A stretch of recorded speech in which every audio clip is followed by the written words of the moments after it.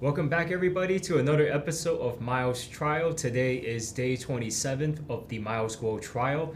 Just to refresh everybody's memory, Miles Guo is currently facing trial in the Southern District Court of New York, and he is facing 12 financial counts and also 1 count of RICO, and he has never pled guilty to any of these charges. And today we are continuing with Miles's witnesses, so this is very exciting to say the least. And from what I know, today is actually a little bit different from what we have been hearing about on the show. Just because this is the defensive side of the testimony, so the story and the picture they're trying to paint and the arguments they're trying to put out there are very different from those of the government. So today, I believe a majority of the testimonies will revolve around the topic of the CCP. So this is going to be quite an amazing episode for you guys. And this is already day 27, so you guys have stayed with this show for quite a long time. And right now, we are truly at the essence of the arguments from the defensive side, from Miles' side. So with that being said, let us bring on our guests for today, Jackson and Feather. And I know, Jackson, you have been away for some time, and it is great to have you back. Hey, happy to be back in action, glad to be back, and can't wait for this episode. Yeah, so I mean, I haven't asked this question for a while now, but how is Miles? I mean, especially for Jackson. How big was the difference from since the last time you saw Miles? Yes, so Mr. Miles got a new haircut, at least from when I was gone. He got a new haircut, looking spiffy, looking great. I mean, suit is always on point. The suit's always on point. Mr. Miles Guo always has this swagger about him when he walks and everything. So that's the the first thing definitely I noticed is the new haircut from Mr. Miles. He's in great spirits. He sees everybody. He stands there and he greets everybody and stuff like that. So Mr. Miles Guo is in great spirits and Right, it feels like, as Jackson mentioned, how he greets everyone, how he looks at everyone in the eye one by one, no matter how many there were in the room. He takes time to look at us, to greet with his eyes, and with a nod in the head. And it's like kind of a little routine, because I've been there almost every single day to the court. So it's like a routine, so I was expecting to make eye contact with him and then do a little greeting in the beginning. So it's like, okay, we're gonna start. Okay, this is good. It's gonna be a good day. It's really. I look forward to that moment too. Right, and it's how we usually constantly say on the show. Miles's energy, Miles's spirit is really contagious. Seeing him smile or make eye contact, you can really sense the energy that's coming from him. Just because he is truly a difficult mission and the difficult path he has chosen to take down the CCP, to go against the evil Chinese communist regime for the Chinese people and for the freedom and love of the Chinese people. So you can begin to see what the mindsets and the mentality and also his physical state as well that you need to be in really be able to be on this path. Yep. And I would say, I think while you were away, I think you might have missed the portion where Miles kind of expressed to us, he was doing 500 push-ups. Oh my gosh! Oh my gosh! Right. Yeah, I mean, I personally really enjoy going to the court, to the trial, seeing Mr. Miles live. Because in the past, for me at least, it was seeing him over the screen. I mean, maybe 2-3 times when he's doing his lives. But now get to see him in person. Monday through Friday. I mean, we're coming closer to our end now, but still, seeing him in person, it's like you said, it's very contagious. When he's in high spirits, we get there, everybody's in high spirits. I mean, everybody's very respectful in the court, actually. One thing I've noticed that is in court, everybody's really quiet, very orderly, waiting for the judge to do her thing to get the court and the trial started. So, but yeah. And I have heard, that now that you mentioned it, there are a large number of, members of the movement and supporters of the movement at the court today, right? Like probably today will be the record-breaking day of the amount of people that showed up. Right, because I wasn't there when the lineup was there, so I came a bit later, so I wouldn't be able to see. But I don't know if you. I was there. You was there. Yeah, I was there in the morning. So the court, the official court, actually opens its doors at 7:45 in the morning. I got there along with some of our other friends around like 7:15. There were already like 40-50 people outside lining up. Oh wow. Oh yeah. I remember the earliest, one of the earliest, not even the earliest. Some people arrive at 7 a.m. Outside the courtroom of the courthouse, the building. Yeah. And then after that you went in, you go through security, and then you line up outside of the courtroom. So there's like wait after wait after wait until a little bit before 9 they open the door so everyone can go in. Yeah, and then what's really cool is, not what really cool, but one thing I've noticed is, especially this week, is yesterday, today, like during lunch breaks or during the breaks between each session, like people wouldn't go get lunch. They would literally start lining up the second they get out the door. And I'm like, hey, are you gonna go get lunch? And they're like, no, we're gonna start lining up already. So you can tell we're definitely at that point where things are. Especially from what I've heard about the testimonies made today, I can begin to see why people are so eager to go back in and find out more about the trial. I have to say it's one of the most, I wouldn't say one of the most, it is the amazing days so far. Hearing those testimony, hearing those things that come to daylight, that kind of thing, the way that everything's been brought up, it just feels amazing. And I just feel a lot of people are there, very lucky, and we're really grateful that we were able to see this happening. And before we dive into the witnesses, I do know there are a number of things regarding to the schedule of the trial that have been mentioned prior to it, and also there has been I believe there has been something else in regards to the testimonies made yesterday that they had discussed prior to the trial. Can you just run us through about what was discussed prior to the trial before we dive into the trial itself? Sure, I'll talk about regarding to the letter. You can talk about the schedule if you want. Okay, so the government sent a letter to Judge Torres about to strike a part of the Mr. Dragon's testimony yesterday. So Mr. Dragon was the person who I believe he does the business evaluation for GTV at the time in 2020. Regarding to GTV fundraising, there's the 200 million, there's 150 million, but 150 million is from Soraka. So that part of testimony that they want to strike, this is from government's letter. And defense response to this letter will be in by Friday this week. The deadline is Friday. The deadline is Friday, so they will be sending the response to the government letter, and they explained how they would respond to it a bit. So we're gonna see by Friday how was the response to this part of the letter. And there's 7 witnesses left before today started, according to the government. And you want to go on with the scheduling? Yeah, sure. So in terms of the scheduling, because we are getting near towards the end now, or to the 12th. So what happened is the new schedule is we're going to go through next week. In terms of how many days, we don't know yet. We're going to take it possibly one day at a time, but it will be a full day schedule starting on Monday. Just like today and yesterday, it will be a full day schedule all the way to 5 p.m.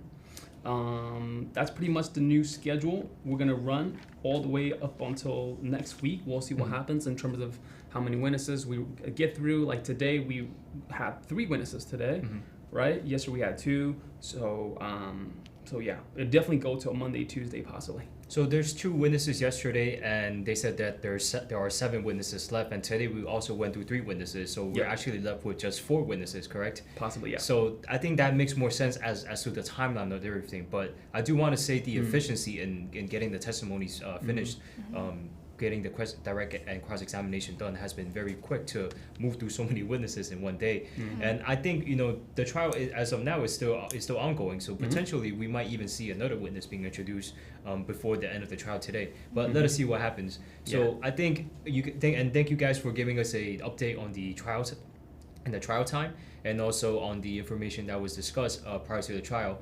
Let us get to the most exciting part, because I do know the testimonies today is going to be mostly about the CCP. Yes. And I think Jackson, I would like you to introduce the witness and what his background is, and then Feder, you can kind of get into some of the questions that was asked by that was brought up in direct examination by Miles's legal team now. For sure. Yeah. Okay, let's do it, guys. So the witness number 3, which is the first person that came to the stand today, his name is Jen Hu Yi. YI. He came on with his interpreter. He is a past Right. So- Miles is interpreted. They do the simul interpretation. So So it's simultaneous, Yes. like everything that's been discussed in court, what the judge says, what everybody says, it's simultaneous. So the interpreter is not only interpreting like his response, but he's the interpreter is also, keeping him the witness updated as to everything else that's going on. like live translation. Yeah, So live from- translation. Yes. So he's able to understand what is being talked about in court. Yep. Yes. So Yep. like it's like the same translator that's doing the same job for Mr. Miles to the witness, because this is the translators from the defense, right? So they're using remember like when Yali. when Yali were like the earlier government's witness, witness, and then the government hired interpreter to come in court and to do this interpretation. Now they have the simul interpreter that can do this interpretation live, like very efficient. Yeah. It really goes to show you how much more thoughtful the defense team is, making sure everybody's up to speed with the language and the communication. And so with that being said, that's the gentleman. He was actually persecuted in China regarding his investment into the G series. And so that's his background. He lived in China from 2005 until 2022. Let me take a look. Yep, and it was on October 23rd, 2020 is when two CCP police officers went to his work and actually took him away. So that's the beginning of a little bit of how his story started in trial. He's working for a trading company in Shanghai at the time, and let me take a look. These gentlemen, he said in court that these gentlemen actually came in plain clothes, but they are people from the National Ministry of Security, the MSS. Police officers, essentially. Yeah. I mean, well, from the MSS. 20? Oh, MSS. Yeah, the Ministry of Oh, wow. Right, Yeah, right, yeah, right. yeah. So this is basically what happened. And, we started talking about his story, the beginning of his story. The two people came into his company and took him away when he was working that day. And then they were, as Jackson said, they were dressing in plain clothes. And he realizes from national security, and he doesn't know what they do exactly, and he doesn't know. They showed a badge, but he doesn't know what the badge tells you. Because it's not every day these people show up. Right. He doesn't know what it means, and then he asked. They asked this witness to go with them, and they didn't know why they were coming from. And then he said, I could not refuse them because you gotta let police in China do their work.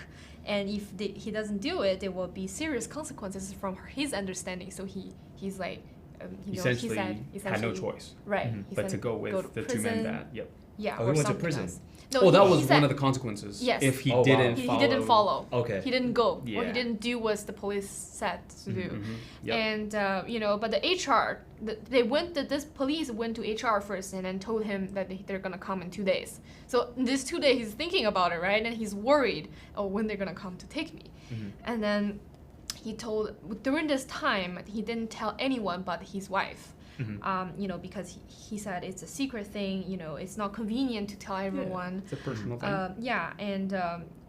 And then they question him things, and then specific topic is about GTV and G series investments. Yep. Yeah, and they took them not to the police station, to the hotel next to his company. Interesting. Yeah, very interesting. Yeah. Okay, and then he was not handcuffed, but he was not allowed to leave either. So he stayed in a hotel room for approximately 11 hours. Yep. They got him in the afternoon around 2 p.m. afternoon his time at the time. They took him to the hotel. They took him on that day, and then they took him to the hotel and they interrogated him essentially there for like 11 hours straight, all the way to the next day. Yeah. And there's one camera in the room. When he got there, there's 3 men already waiting. So plus the 2 men that brought him, so there's 5 people, including him 6 in the room. And then they just kind of everyone sat down in face of him and then just started questioning him things. And he was sitting there with a camera pointing at him. Okay, and they took his phone. They took his phone once they enter the room, right? And they go on his phone. They open the Gmail app. So he said that it's illegal to have a Gmail account technically illegal Gmail account in China, right? And he opened his email, well, without his consent, of course. GTV, because his GTV account is the Gmail email address that he uses. So they ask about the connection. This email address and the GTV account, and then he said, they said, if you don't tell the truth, they will bring you to another place to make you tell the truth. Okay, this is what he said. This is the thing he heard, and then the police showed him a case file of 20 pages. Basically, case file like that filed against him, this witness. And they asked him to fingerprint every single page.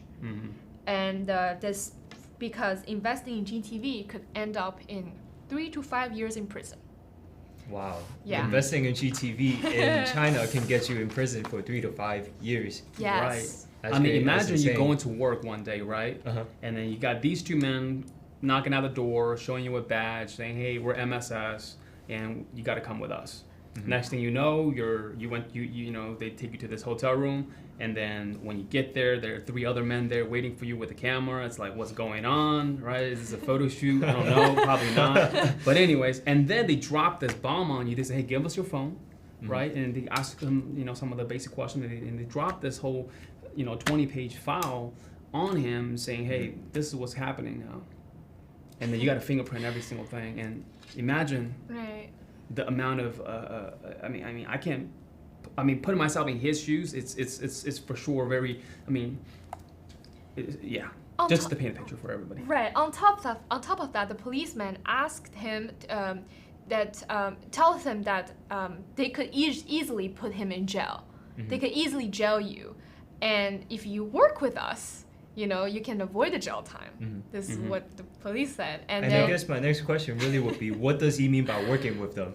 Okay, and then I'll tell you how this witness worked with them. Okay, and along that they tell you, you have no place to hide. Okay, we have all the information about your wife and your family and your address and and all that. Along with the pressure, you gotta do this, but what we're gonna do if you don't comply, right? And then he was released and he drove home. The next day, right? Yep. The next day they meet again. Okay, he brought his GTV certificate. Is it the private placement certificate? I believe. Yeah, they asked him to bring the GTV certificates with him, and they also asked him to bring his laptop, his computer, with a VPN installed on there. Very interesting. We'll get to With it. a VPN. Yeah. So they require him to have the VPN installed. Right, they asked him. That's because later? That's a little bit later. Yeah. But that's very interesting. I do want to point out once we get there. Yeah, so where's the GTV certificate? Yeah. And he took it from him, okay? And then they tell the witness that you will lose all money because GTV is fake. They tell him that this is fake. You shouldn't do this. And then they tell him that you cannot tell anybody. You cannot contact anyone outside of China or in China that tell you or talk to you about anything related to this. And you have to tell the police first. If anybody contact you, you have to tell them first. You cannot, yourself contact anyone. Okay, and just around a week later, right, on November 30th, 2020. Yep. I think they meet again. I think they Third tell you that they tell this witness that he's committing a crime. He's invaded the national security by investing in GTV. And that Miles Guo stole all his money. He's been told that Miles stole his money. And then they want to file a lawsuit on his behalf against Miles. Yeah, they asked him to research U.S. law, so they can get him to actually make a complaint, like an official complaint. So they're trying to, I guess, motivate him to file this complaint or have a case against Miles overseas. On the complaint, on the lawsuit, he has to mention that he's using all the investors' money, doing all the luxurious lifestyle to afford his lifestyle. And then later on December, he's asked to withdraw, if I didn't get it correct. Withdraw all GTV, send a letter, and then withdraw all the money. Yep. Right? And that letter was actually drafted for him, for him to sign, to give to the GTV committee to get all the refunds back. So he didn't write the actual, with the letter. Oh, so they forced him to write a letter to request a refund. From GTV, So they gave him the letter for him to sign, for him to use that letter to submit to the GTV committee to ask for the refund. Oh wow. Yeah. Yeah, well, he read a letter. I don't know if we're talking about the same one, but there's one letter that they tell every single word to write on the letter or on the complaint. And they ask him to get a lawyer, but he doesn't have money. And then they find him a lawyer. That's when you said about bringing the laptop with VPN to write a letter. They give the email address, and then by this day, Sunday, January 10th, by this day you have to send. If you don't send, I'm going to give you tough attitude. That's the word by the witness. And then in January, there's the defense exhibition, which is the letter. It's a complaint, right, filed against GTV. It's a complaint filed by the witness, forced by the national security, the MSS. the Ministry of State Security, MSS. So they tell him every single word in that complaint, what to write, okay? And all the datas are correct. When he was asked by Sabrina, the defense lawyer, are the information in the document, the complaint, correct? And he said the datas are correct. So his personal informations are correct. And the description of incident, are they correct or truthful? The description in the complaint describes that this investment is a fraud, okay? And it's a financial fraud. And then he said it's not accurate at all. And he also filed with FBI, right? They submit to FBI. Attorney General. Attorney General. And he sent the same complaint to New York Times to report this. And to Wall Street Journal, etc., etc. Okay, and then that's all he told by national security to do so. Okay, because the national security told him that this is the only way to protect yourself and your family. This is a constant theme that they go after yourself and your family. This lawyer in China, you want to talk about? Yeah, so this lawyer that was offered to him, essentially the MSS told him that, number one, here's a lawyer for you. Number two, we'll take care of all the bills, okay? And this is what we're gonna do now, essentially, right? And what's interesting is, imagine this: if this was a real, some kind of a case, and you hire a lawyer to do the work, why would you need your own laptop, download a VPN, and you do all of this and that when you have a lawyer to do so, right? So the logic is really not there, but we know, right? So here's the thing about the lawyer, okay? So the lawyer from the CCP, actually, they never met in person, and he actually was not allowed to contact the lawyer. So how does he work with the lawyer if he is not allowed to contact or meet him face to face? Very strange, right? Very strange. So the lawyer was essentially representing him. Personal opinion here, okay? Just personal opinion is that if you guys can take a look at, if you guys paint a picture, is that you never meet this lawyer. You're being told by these two men that's showing you a badge that they're from the MSS, that this is what you got to do now, and this and this and that, and you have no contact to this lawyer. The lawyer doesn't even contact you, and you're being told to do all this work. So it's very fishy for sure. So from what it sounds like to me, he's being told, to do this, or otherwise, something else is going to happen. They're going to, work on his family, stuff like that, and such. And it essentially seems like they want him to file a complaint, in according to what they want to express, and he's the one that's got to carry it out. And also he was given a lawyer who he has no communication with, so I believe the lawyer is probably just going to take care of stuff on the back ends, right? But once he does. Prepares all the documents together, puts it all together for the lawyer to proceed. And what's interesting, there's a signature for that document that he's submitting to the FBI, the Attorney General, Wall Street Journal, and everything else. So he's testifying in court, the witness testifying in court, saying that is my signature, but I did not sign this paper.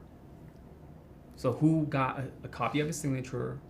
How did somebody get a copy of his signature and got it onto the document? So they forged his signature onto a document. Correct. They forced a signed document that is not signed by him. So it's a fake signed document. Right. He might have signed something in the past, and who knows what happened, but he testified in court saying that, you know what, I did not personally sign it. It is my signature, but I did not sign this thing.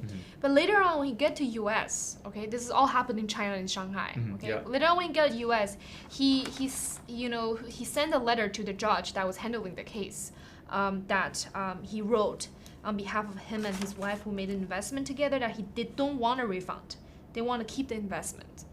And I want to tell you a little bit, when at the end of 2020, they left China to go to US. They went to Macau first.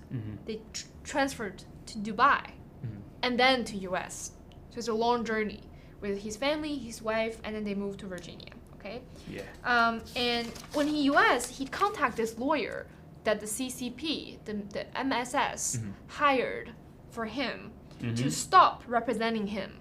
So he sent an email, he sent a letter to him saying, okay, stop representing me on my behalf to tell me about the investment I want to make. To fake, because he to wants file his fake money complaint. to stake, in the G series. He does not want the refund. So he's essentially like what Feather is saying. Yeah. Is reaching out to the original attorney Yes. that was offered to him via the MSS or the CCP, right? What's interesting, this lawyer's name is Arthur Angel, so we don't know his nationality, right? But that's one thing. So, but at least there's evidence. He did communicate himself. And he voluntarily wanted to file the dismiss in the case because it's without a consent that this lawsuit is filed. And then so they were telling about how much he invested. He invested in GTV, H-Coin, G Club membership, etc. All of that he doesn't want to withdraw at all. Okay, and that's basically we covered all what happened in direct. So we move on to cross. So. Actually, I have one point. So one point to add before we went to the cross was Sabrina asked him, does he feel safe living in the USA? And then he said no, because of people like the CCP secret police, and who knows what other agents have entered the US undeclared, right? That is roaming around the streets of the US, as we know, with the current border crisis and everything else that's going on. With the CCP police office that we found here, right, in New York. So it was very real. Right, and I think this is the most important thing, that the most important arguments that is made through his testimony is the fact that first he made investments willingly, and to this day he still does not want to refund on his investments, and still the CCP government still decided to use him to file a report, right? Through him to file a report without his consent, to withdraw his investments, and also to complain against claim that he's defrauded and everything. Right, and that is and the way that he was instructed to file the report against GTV and Miles. It's not the first time we have heard that statement, right? This is very familiar to what we have heard in the past on the show. So I'll just leave that there. But with that being said, I think what you just added on, the fact that he does not feel safe in America, I think that rings true, because think about, like you said, the police station that is found in New York, and also how the CCP has been infiltrating the American media. I mean, you can begin to see the web of influence they really have over Western society, and especially if you also think about the Belt and Road initiative of the CCP, like in the strategy to control more of the world. I think you can really truly begin to see that as long as the CCP exists, you're not truly safe anywhere. And looking at the tactics of the CCP, which I think we also will get into a little bit later. So this is why this trial today has been a treat for anybody that is interested to learn more about the CCP, because let's face it, like I wouldn't know stuff like this. What happened to if you invested in a certain company, right? Yeah. That's just absurd. Yeah. Where the CCP would really influence you to file a report against your own will. I mean, that's just crazy. And the fact that he was questioned for basically a whole day, because we're not awake for 24 hours. 11 hours is basically how much we're awake for. So he was just really questioned for an entire day, essentially. For a full shift. I mean, everybody in the courtroom definitely got the picture. from my observation. And he was instructed to break the law to do this as well by downloading by using a VPN. The CCP is asking him to break their own laws, right? Right. Downloading a VPN and jumping through the hoops. So it's very interesting. Right. So with cross-examination by Mr. Finkel from the government, he was trying to draw ties or connections between some of the protests that this witness went back to Mr. Miles' school because of the hat he wore had at New Federal State of China NFSC on it, and there's the star, so the star right here, and so he was asked, is this Miles's NFSC? I don't know if you get that. He was asked, is this Miles's NFSC? He's like, no, it's New Federal State of China. And what about the star on your hat? And then he said, what about the star on your hat? It represents 7 points, means 7 brother, right? Yeah. And he said, you cannot interpret it like that. And then he also declared that this is their own protest, it has nothing to do with Miles, and this is the farm organized this protest. Correct. And then he didn't get anything out of it. And then they talk about the lawyer, the immigration lawyer, that's working with Miles' school, but he does not know if he's still with Miles' school as his attorney. And then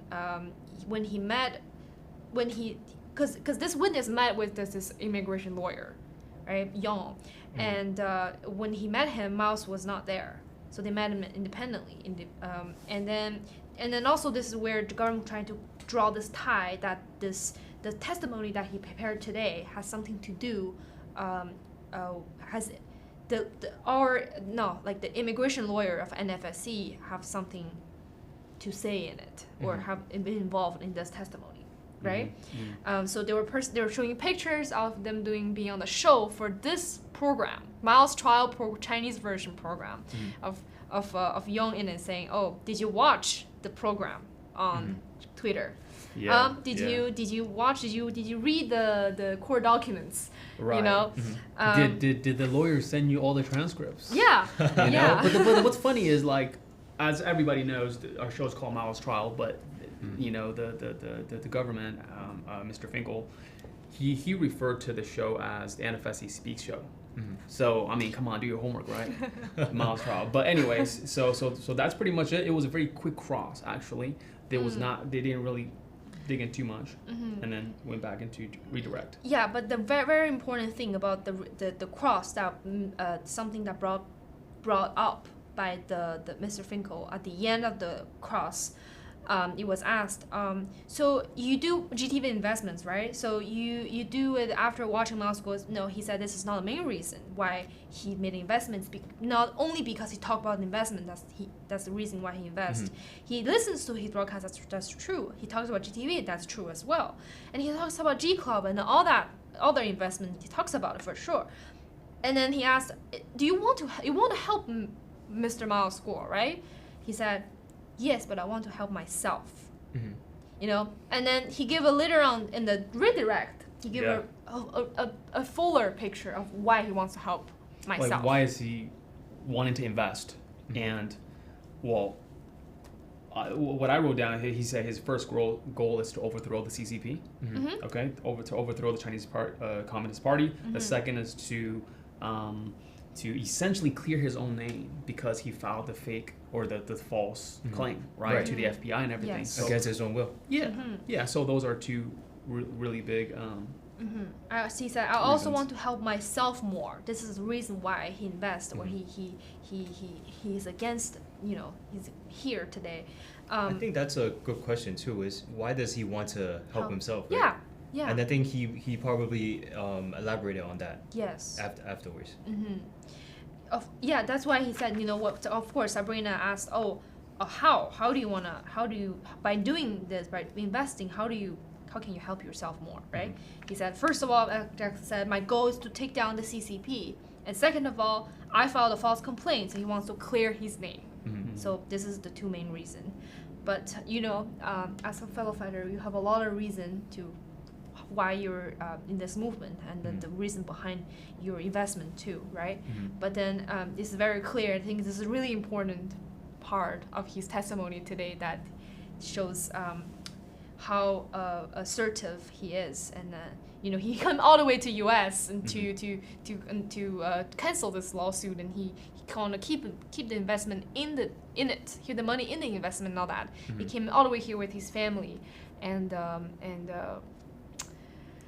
it's not an easy journey for him, for sure. I can imagine, especially the fact that I can imagine how traumatizing the experience must have been. Being taken to a hotel with 5 other people who have been questioning you with a camera and everything, and then threatening to do things to your family as well if you don't enact on what they say. So I think the fact that he came out to testify against us today in a U.S. court, that's very courageous of him to do so, and it fully expresses why he wants to help himself, how he could help himself, right?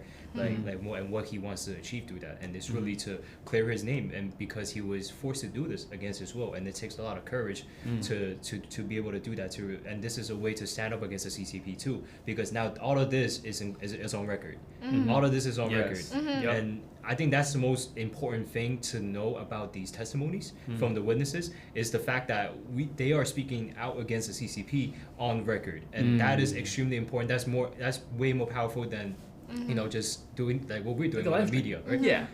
Right, because this is official record. I mean, anytime someone can turn back to look, this is what happened in this case, and this is the information that was revealed to be true, because they're under oath. Whatever they say, is nothing but the truth, right? Yeah, that's just for sure. the beginning, for sure. So that would be pretty much all there is to this witness, right? Is there anything you want to add for this witness? For the lawyer part, when the government wants to make the tight connection between that his testimony has something to do with NFSC, a lawyer that worked with NFSC before, but then it was very clear that he never met with the defense with this lawyer, when he never.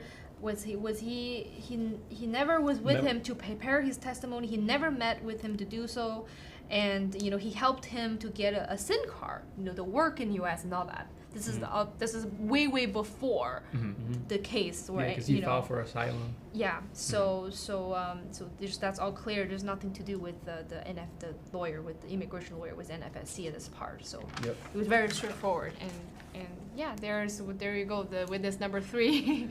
I think that's a main theme with these witnesses that we're seeing, is they're very straightforward with the message they want to convey. And I think this witness actually, even though it seems like a pretty big story, it happened pretty quick, right? Like through the direct and also cross-examination.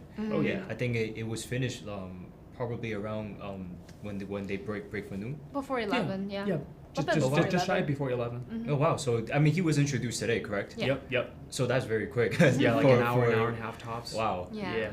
Wow, that's good. I mean, again, efficiency, and also you can see how the argument is very clear cut. Very straightforward, to the point. And also the judge led a lot of question to be lead questions. So like I don't know how I should give an example, but like a lot of leading. So when normally you're not supposed to lead your answer to a certain question, but then the judge allowed leading because it's more efficient, and then you was course ruling and all that. So that's one of the reasons why you saved a lot of time from asking unnecessary questions. Because I think everybody in the courtroom, after the 35 witnesses from the government, I think everybody has a very solid foundation in terms of what some of the foundational knowledges, right? So once the defense witness, like Mr. Yi, the third witness, when he came on with his story, I think everybody got the picture, and we didn't need to drag it on, and so and we do have just 20 minutes left of the show. Oh wow! Let us move to the next witness. Okay. And the witness after that, did we actually do a whole lot of questioning? Because I do know like there's another break in between as well in the afternoon. Right. You mean Duran? No, the one after. Oh, the one after. Did they get into a lot of the direct examination, or not a whole lot yet? Not a whole lot. Not a whole lot. So why don't we do this? Let's talk about the next witness, and then we will continue for at least a little bit of time, just so we can introduce the next one. Okay. Sounds good. So this next witness, it's let's say the CCP expert. CCP expert. Yeah, CCP expert with Nice. this. His name is Paul Doran, and I think he worked as a corporate risk advisor and manager in 25 years.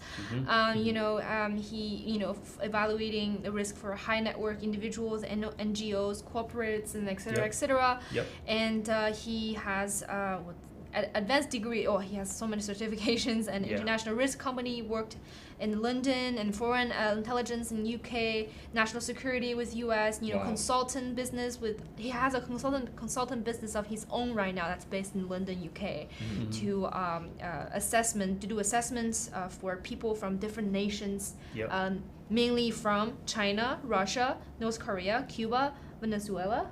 Yep. And Iran. And Iran, yes. So he does risk assessments for those people. And very interesting choice of countries as Oh, well. Yeah. And then he was asked, what's the common theme? In these countries, it's run by one party, authoritarian dictatorship, no democracy country. Yes. Yep. So because he said these countries are very sensitive to receive challenges from their own people and from foreign critics from foreign people. So a lot of his clients, are disputes. Yeah, like dissidents. Essentially of from these countries. They're victimized, targeted people by those countries' authorities, and because also the countries that we listed, they don't tolerate dissidents, right? Yep. They have little tolerance or no tolerance, and and among those leaders of those countries, Xi Jinping is the worst. That's what he said. Yeah. He not only go after the people in their own country in China, but also overseas. Yeah. So we're gonna get to that. So he worked as in the Ministry of Foreign Affairs in China, right? And throughout this time, when the work period in China, his phone got hacked or got taken away, right? They looked through his emails. By the government? Yeah, by CCP. By the CCP. Yes. So he testified in court saying that he was fully aware that his phone's tapped, emails, all his communications, everything was being essentially hawked. Surveillance, while he was out there. His working. apartment is being, I don't know, he said, his place has gone broken into and everything else. So it just really goes to show you, this is a serious matter. Right. And then there are people coming and ask him, do you want to be a spy for us? Yeah, the MSS actually tried recruiting him to become a spy to work for the MSS, to work for the CCP, and he's like, no. So we're talking about someone who is extremely familiar with the tactics of the CCP, correct? Yes. Tactics, that's for sure. I think that is the key here, really, is their methods, right? I think, judging from all of this, he is extremely familiar with the way they think and why they operate on certain And a lot of aspects. his clients are on Operation Foxhound list.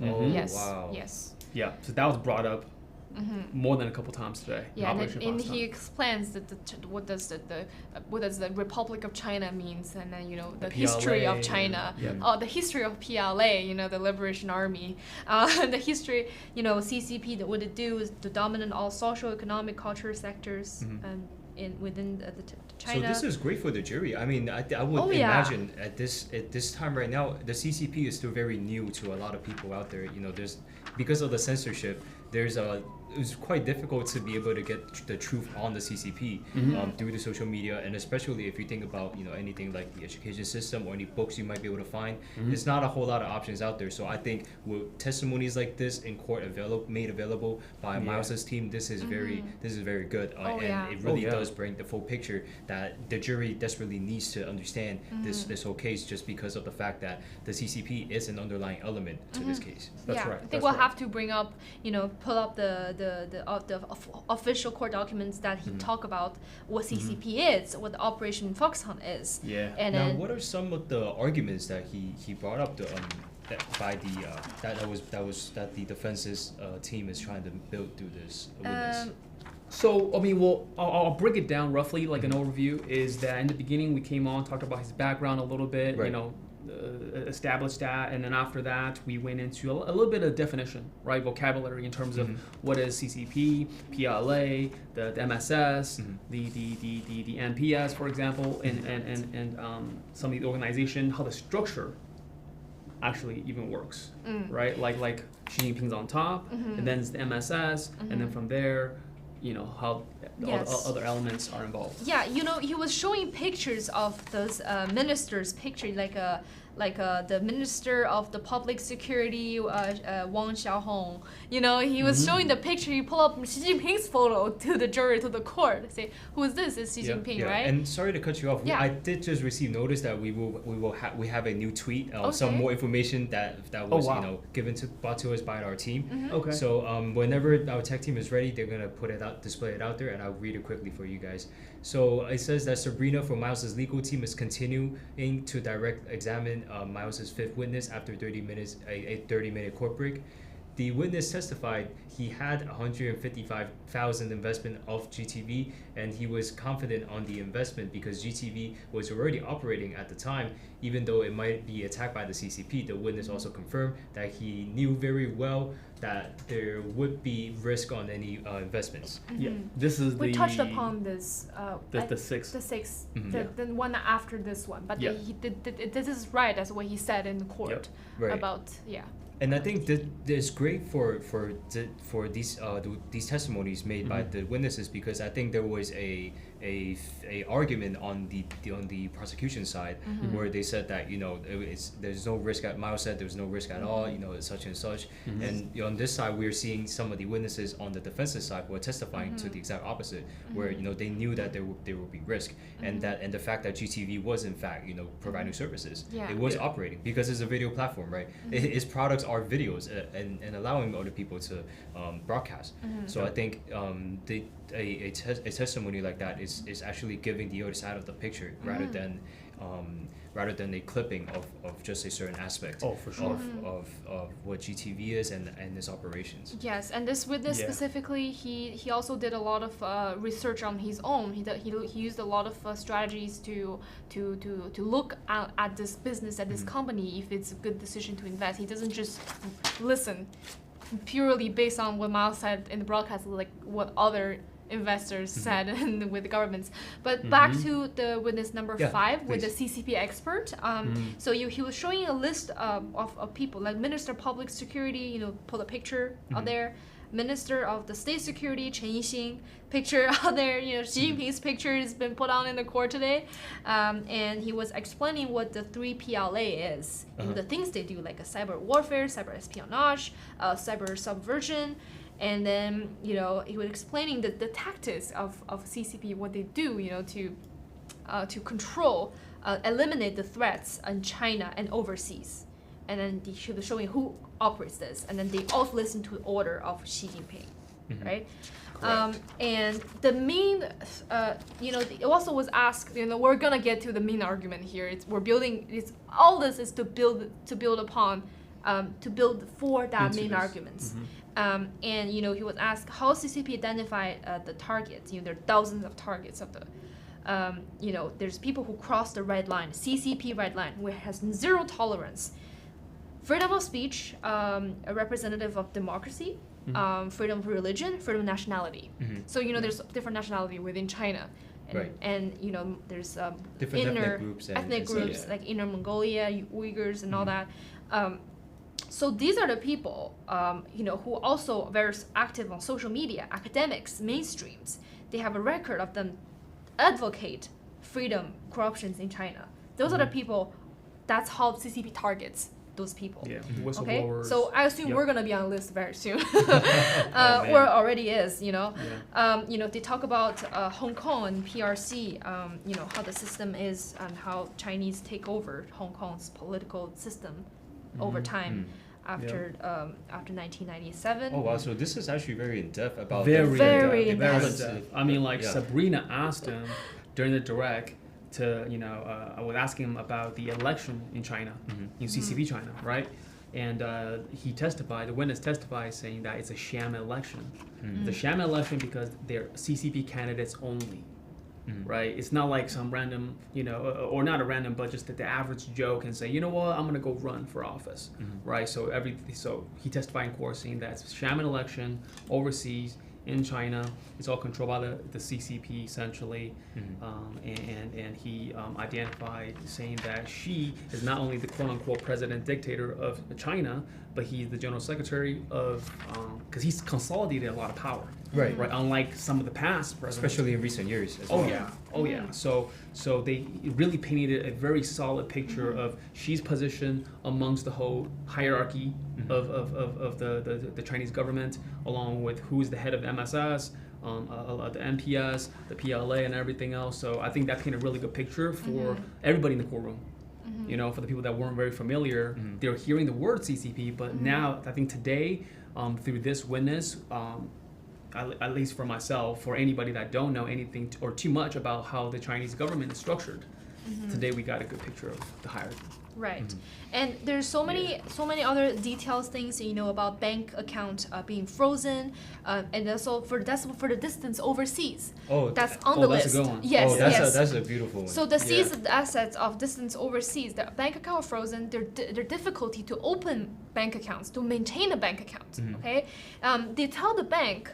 So the CCP tell the bank that the people have high risk. Like, for example, Mr. Miles Guo, right, has high risk. So it's easy for the bank to dismiss this bank account, to close the bank account, then investigate further into why and what's the context of it, and why they're high risk. It's easier for them to shut it down, right? Yeah. Right. This is what happened with Like, Miles. for example, somebody can just, if they issue a red notice on somebody, or if they have a hit piece on, all the Chinese platforms like articles and whatnot, it doesn't matter if it's true or if it's a lie. It matters that if there's too much noise, that's the pressure that they can now exert on these international, global banks, to essentially freeze, close, or. And it's been proven with Morgan Stanley, with the people working in the bank, and from the government side, they already came and said, we read stuff, and then this is why we one of the reasons why we closed the bank accounts. Right, and just to recap what Feder was saying, there was a witness on the prosecution side who have testified that some of the stuff they were reading in the media actually influenced her decision to advise against closing some of the accounts relating to the G series, and also I believe there was another one working at BitGo to stop working for the Humiliating Exchange because of some of the information that he uncovered on social media, which is again really similar to some of the information that we're learning about today in court.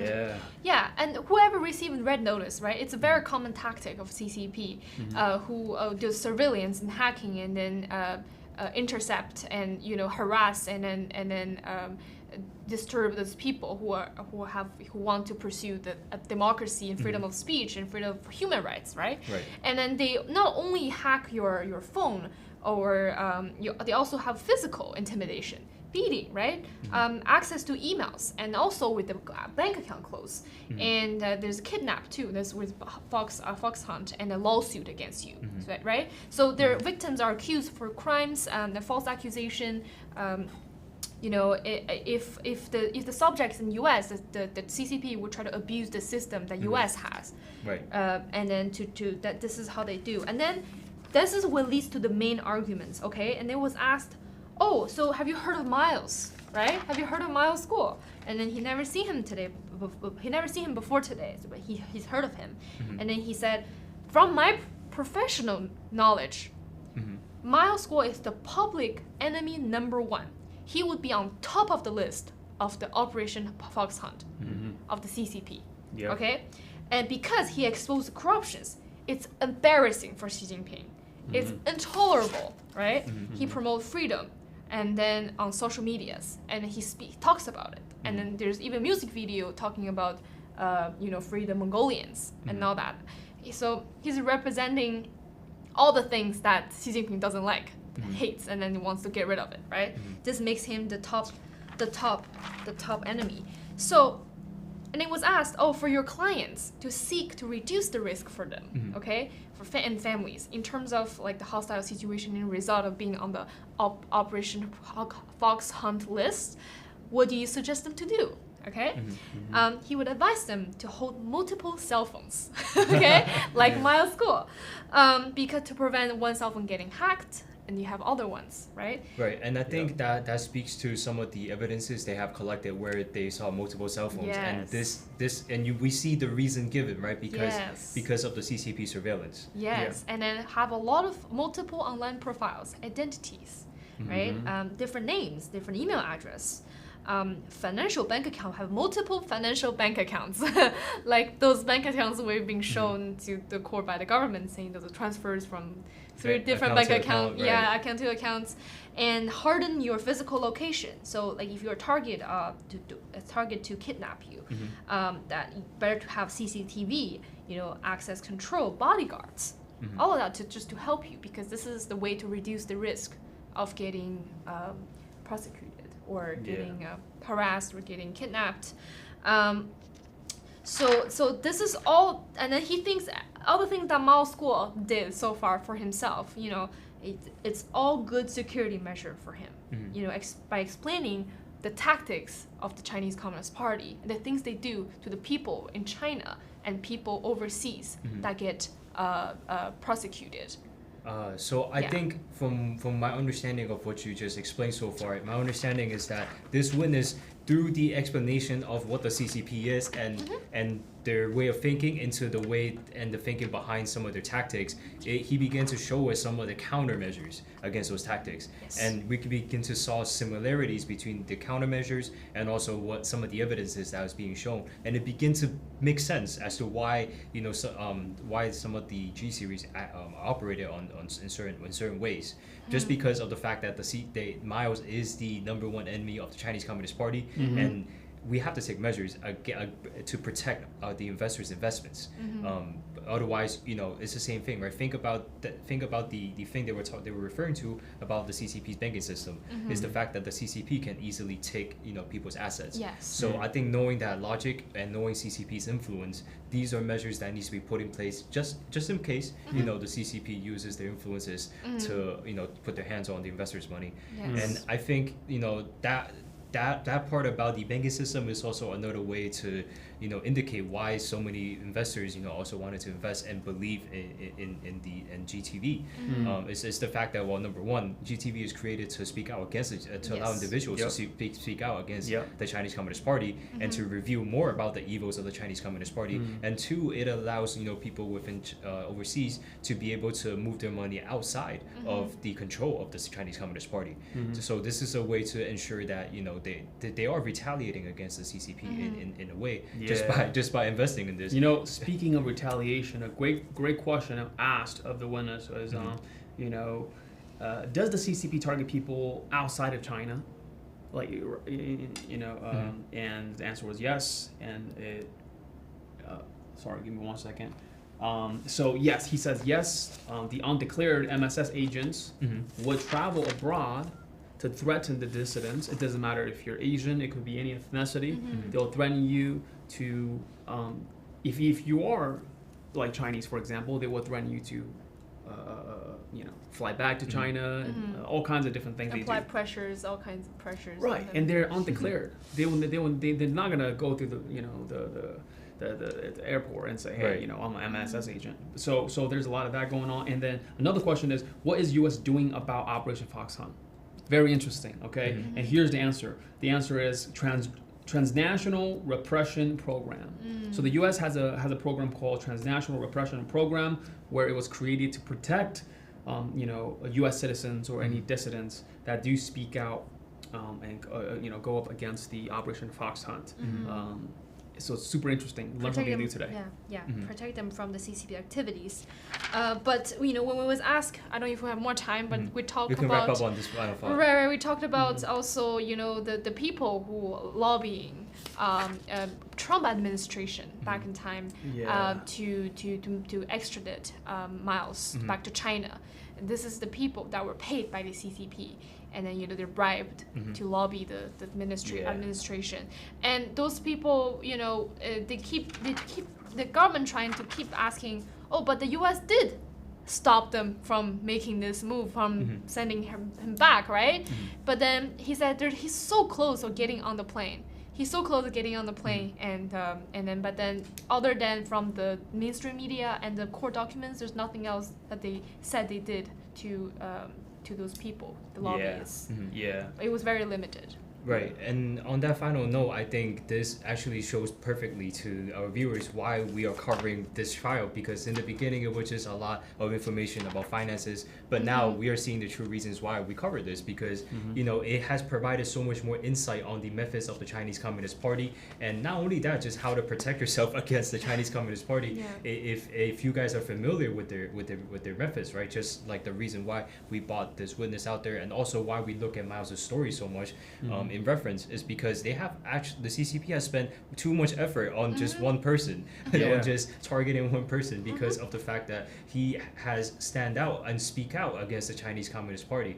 And with that being said, the trial will actually go on break tomorrow because it is July 4th and also the following day. So as of this week, there will be no more trial days, and the trial will continue on the following week on Monday. And as we have heard earlier, the trial is potentially going to finish on either Tuesday or Wednesday. So with that being said, we will see you guys next week. And also, just to let you guys know, on Friday we're not sure if we will be having NFSC Speaks or another rerun of a previous episode of Miles' trial, because we will not be hosting shows for the next 2 days.